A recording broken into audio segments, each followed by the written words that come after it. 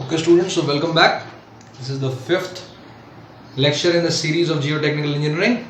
I'm happy that you are enjoying it, you are benefiting from it. Just be the way you are. You people are awesome. So moving forward, हम अब आगे के इस पांचवें part पे अब हम शुरुआत करेंगे आज. चलिए शुरू करते हैं. क्वेश्चन ये कह रहा है, पहला क्वेश्चन जो है कि बेटर स्ट्रेंथ और स्टेबिलिटी के लिए फाइन ग्रेन्ड और कोर्स ग्रेन्ड सॉइल को कॉम्पैक्ट किस साइड पे करना चाहिए ऑप्टिमम मॉइस्चर कंटेंट के. अब देखिए बहुत सारी चीज़ें इसमें नई हैं. नई कैसे हैं? ऑप्टिमम मॉइस्चर कंटेंट और ये सारी चीज़ें पहले उन्हें समझने की ज़रूरत है कि होती क्या है. जब भी हम किसी सॉइल के सैंपल को कूटते हैं तो हम साथ साथ में थोड़ा थोड़ा पानी भी मिला देते हैं, ठीक है. और इस पानी को हम वेरी करते चले जाते हैं. पहला थोड़ा पानी बढ़ाते हैं, फिर थोड़ा पानी बढ़ाते हैं, कूटते हैं, फिर गामा ड्राई की वैल्यू निकालते हैं. Basically it's like this. एक सॉइल का स्पेसिमेन लिया, उसमें थोड़ा पानी डाला, उसे थोड़ा कूटा और उसके बाद उसकी गामा ड्राई की वैल्यू को निकाला, ठीक है. हम कहेंगे कि इस पानी के करस्पॉन्डिंग इतनी गामा ड्राई की वैल्यू आई. समझ रहे हो मेरी बात? पानी डाला, स्पेसिमेन कूटा, गामा ड्राई की वैल्यू को निकाला. तो ये गामा ड्राई की वैल्यू और ये ओमेगा की वैल्यू, ये दोनों की दोनों एक दूसरे की सिनोनिमस हो जाएंगी. यानी इसके साथ एक कर्व प्लॉट किया जा सकता है. समझ रहे हैं आप मेरी बात को? तो वही कर्व इस प्रकार का दिखाई देता है कि जहां पे ओमेगा की वैल्यू नीचे आ जाती है और गामा ड्राई की वैल्यू ऊपर हो जाती है.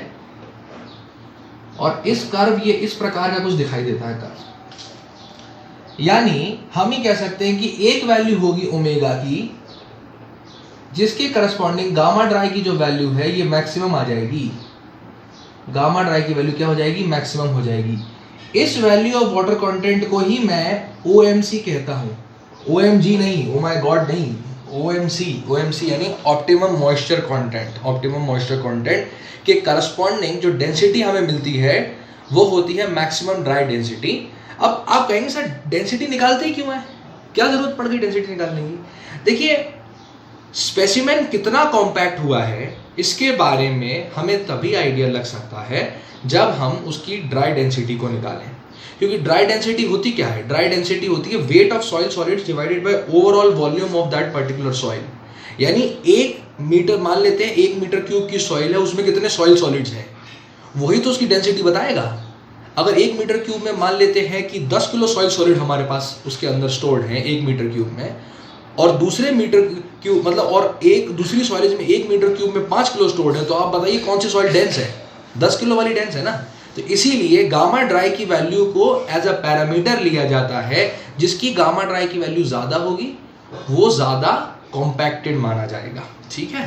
तो इसीलिए this gamma dry is nothing but it is a synonym to the degree of compactness. यानी पानी की वैल्यू जब कम होगी तो कॉम्पैक्शन कम होगा, फिर जैसे ही बढ़ाते जाएंगे पानी की वैल्यू को तो कॉम्पैक्शन की वैल्यू को बढ़ती चली जाएगी. एक पॉइंट ऑफ टाइम पे कॉम्पैक्शन मैक्सिमम हो जाएगा, ऐसा है. और फिर पानी की वैल्यू को आगे बढ़ाएंगे तो कॉम्पैक्शन कम हो जाएगा उस सॉइल का, ठीक है. ये होता है ट्रेंड कॉम्पैक्शन का. अब हमें पता होना चाहिए कि जब भी हम फाइन ग्रेन्ड सॉइल का कॉम्पैक्शन करते हैं तो it is always on the wet side of optimum. Wet side of optimum मतलब जब ऑप्टिमम मॉइस्चर कंटेंट से ज्यादा पानी आ जाए तो इसे हम लोग कहते हैं, इस साइड को हम लोग कहते हैं वेट साइड, इस साइड को हम लोग कहते हैं ड्राई साइड. ये हो गई ड्राई साइड, ये हो गई वेट साइड हमारे पास. तो क्ले के केस में हम वेट साइड तक यानी पानी ऑप्टिमम मॉइस्चर कंटेंट से थोड़ा ज्यादा देते हैं, तभी हमें बेटर स्ट्रेंथ और स्टेबिलिटी मिलती है. यानी फाइन ग्रेन के केस में ऑप्टिमम मॉइस्चर कंटेंट से वेट साइड में चले जाएंगे और कोर्स ग्रेन के केस में ऑप्टिमम मॉइस्चर कंटेंट से थोड़ा पानी कम रखेंगे तो हम लोगों के पास ड्राई साइड में रहेगा, ठीक है. So this is the kind of thing.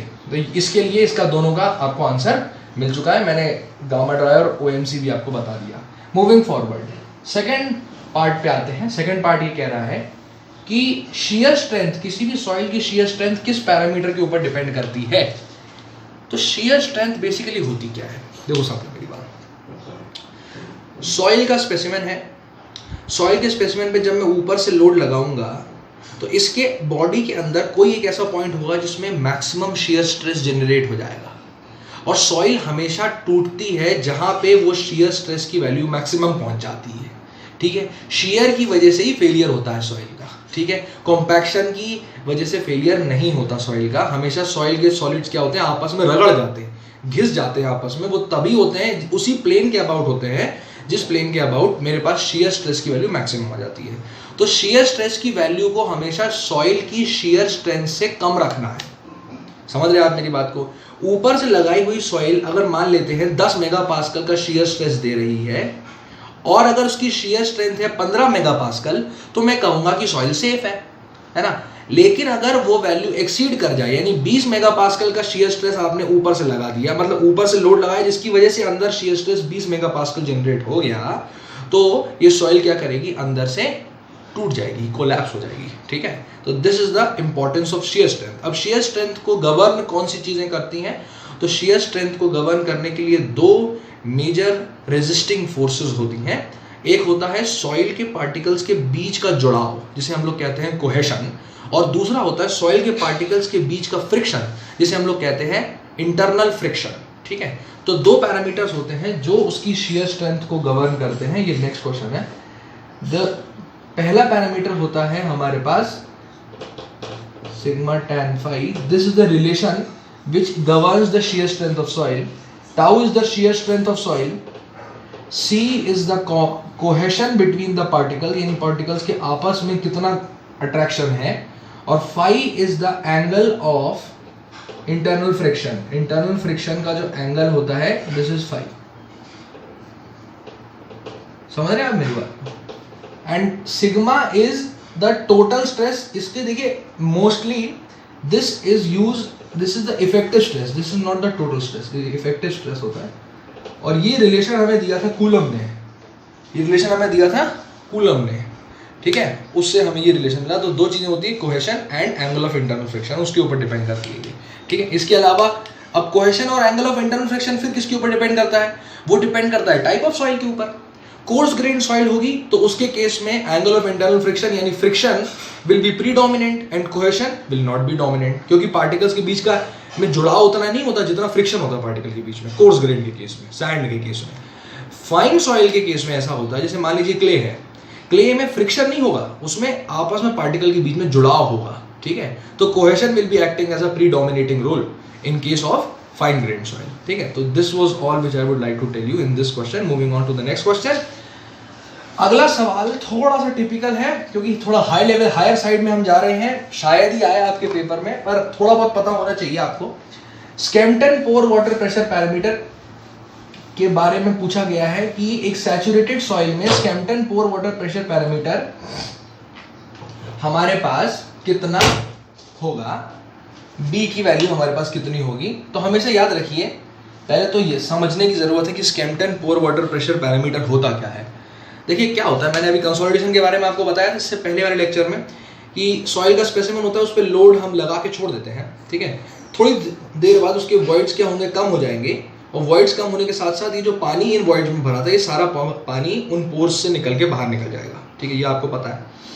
अब बात एक होती है कि जैसे ये पानी बाहर निकलता है ना, तो उसके पोर वाटर प्रेशर में भी चेंजेस आते हैं। यानी पहले पोर वाटर प्रेशर जितना होगा वो बाद में चेंज हो जाएगा जैसे जैसे कंसोलिडेशन बढ़ेगा।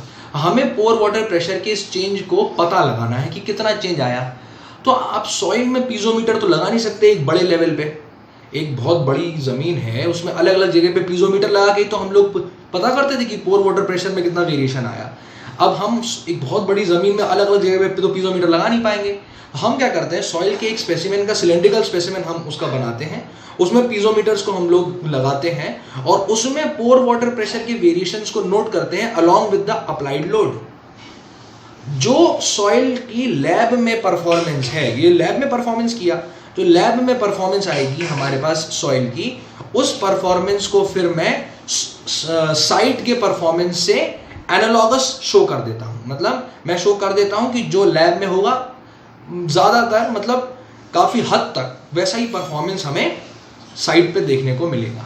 तो इस प्रकार से हमारे पास स्कैम्पटन पोर वाटर प्रेशर के पैरामीटर हमें मिलते हैं। तो स्कैम्पटन पोर वाटर प्रेशर के पैरामीटर हमारे पास दो होते हैं, एक होता है बी, एक होता है ए।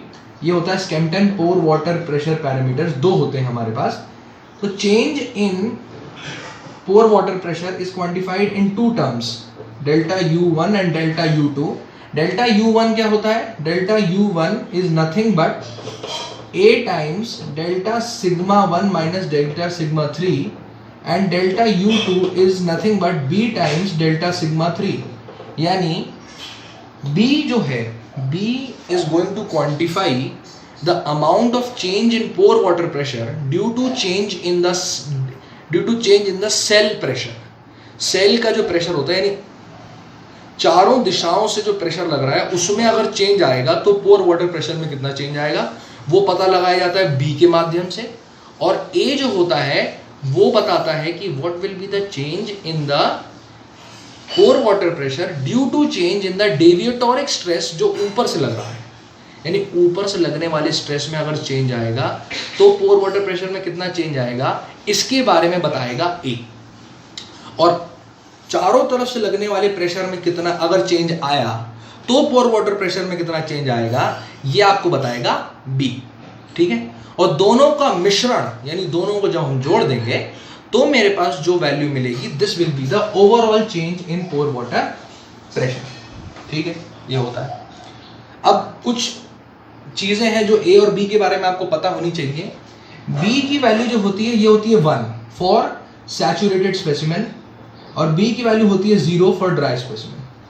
इतना बस आपको पता होना चाहिए बी के बारे में। ए की जो वैल्यू होती है दिस इज नेगेटिव, ये 0.5 से लेकर -0.5 से लेकर 1 के बीच में होती है ये value for in case of over consolidated soil. Over consolidated soil वो सॉइल होती है जिसमें जो प्रेशर अभी लगाया गया है वो प्रीवियसली अप्लाइड प्रेशर से कम है।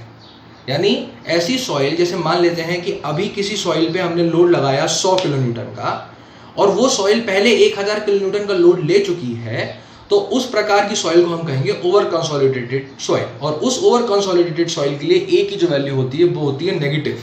ठीक है, और ए की वैल्यू जो होती है this is positive, that is from 2 to 3 in case of sand I think. बस मोस्टली आपको इसकी जरूरत नहीं पड़ेगी, बस इतना पता होना चाहिए कि ए और बी की वैल्यूज पॉजिटिव होती हैं नॉर्मली कंसोलिडेटेड के लिए ए की वैल्यू, और नेगेटिव होती है ओवर कंसोलिडेटेड के लिए ए की वैल्यू। तो this is all which I would like to tell. तो बी की वैल्यू होती है 1 इसके केस में, हमारे पास पोर वाटर प्रेशर के केस में। मूविंग ऑन, अगला सवाल, अनकन्फाइंड कंप्रेशन टेस्ट किस प्रकार का टेस्ट होता है? ड्रेन होता है कि अनड्रेन्ड होता है, ये पूछा गया है आपसे। तो unconfined compression test is an undrained test, is an undrained test. थोड़ा बहुत समझ लीजिए। ट्राई एक्सियल टेस्ट एक ऐसा टेस्ट होता है जिसमें पहले ट्राई एक्सियल समझते हैं फिर अनकन्फाइंड समझते हैं। एक सिलेंड्रिकल स्पेसिमेन है जिसमें जिसको चारों तरफ से पानी से हमने भर दिया, तो उसके ओवरऑल उसके ऊपर एक सेल प्रेशर लग रहा है, सेल का जो प्रेशर है वो लग रहा है, और हम क्या करते हैं एडिशनल प्रेशर और लगाते हैं जिससे ये स्पेसिमेन टूट जाता है। तो this is a case of triaxial test, आपको पता होगा। अब हम लोग आते हैं किस केस में? अनकन्फाइंड कंप्रेशन केस में। उसमें वो सेल प्रेशर नहीं होता, सिर्फ एक स्पेसिमेन होता है, ऊपर से उस पर लोड लगाया और वो टूट जाएगा। तो this is a special case of triaxial test which is known as unconfined test. और अनकन्फाइंड टेस्ट जो होता है this is always undrained. Undrained यानी they do not allow any change in volume, लेकिन चेंज इन लेंथ को वो लोग allow करते हैं। तो अगले सवाल में मैंने यही पूछा है कि मान लेते हैं कि ऊपर से जो लगने वाला लोड है वो P है और इसका एरिया ऑफ क्रॉस सेक्शन है AC। तो ये जो सिग्मा D जो है दिस इज नोन एज, ऐसे अगर मेरे पास एक स्पेसिमेन है, ऊपर से मैंने लगा दिया P और इस पे इसका area of cross section initially A था, लेकिन A लेके नहीं चलेंगे, हम लेके चलेंगे corrected area of cross section, और ये वैल्यू होती है A/1 minus epsilon L, that is change in height, यानी A/1 minus delta L/L, this is the value of the corrected area. तो इसकी यूज करके जो स्ट्रेस मिलता है this stress is known as the unconfined compressive strength test या unconfined strength test. ये होता है हमारे पास अनकन्फाइंड स्ट्रेंथ टेस्ट होता है। तो दिस इज द थिंग जो आपको पता होनी चाहिए। और अनड्रेन्ड होता है, मैंने बता दिया इसका आंसर है अनड्रेन्ड टेस्ट होता है। दूसरा वाला जो इसके अगला वाला क्वेश्चन है वो भी मैंने सॉल्व कर दिया इसी के साथ ही, कि अनकन्फाइंड कंप्रेसिव स्ट्रेंथ टेस्ट में एरिया ऑफ क्रॉस सेक्शन हम कितना लेके चलते हैं? This is the original area of cross section, this is the corrected area of cross section which is equal to this. Values हमें नोन है, जो मैंने वैल्यूज यहाँ पे पुट की हैं वही हैं यहाँ पे। तो this is all which I would like to tell you in question number 4 and 5। Moving forward in question number 6, the question number 6 asks you कि एक ट्राइएक्सियल टेस्ट में हमारे पास किस प्लेन पे shear stresses आएंगे। तो हमेशा याद रखना है कि ट्राइएक्सियल टेस्ट में कभी भी ऊपरी सतह पे यानी टॉप मोस्ट लेयर पे और इसकी सरफेस के ऊपर कभी भी shear stresses जनरेट नहीं होते हैं। मैंने आपको बताया है कि soil is always going to fail in shear, it is not going to fail in any other mode. और ये जो shear stresses जनरेट होते हैं ये स्पेसिमेन की सिलेंड्रिकल स्पेसिमेन की बॉडी के अंदर जनरेट होते हैं और ये जनरेट होते हैं at an angle of alpha and alpha की वैल्यू होती है हमारे पास alpha is equal to 45 degrees plus phi by 2 where phi is equal to angle of internal friction. This is the angle of failure plane. So this is all which I would like to tell you in this part of the lecture series. I hope you people enjoyed it and you people liked it. तो like करिए इस video को और share करते रहिए अपने दोस्तों के साथ। I'll be meeting you in the next part of the lecture series. Thank you very much.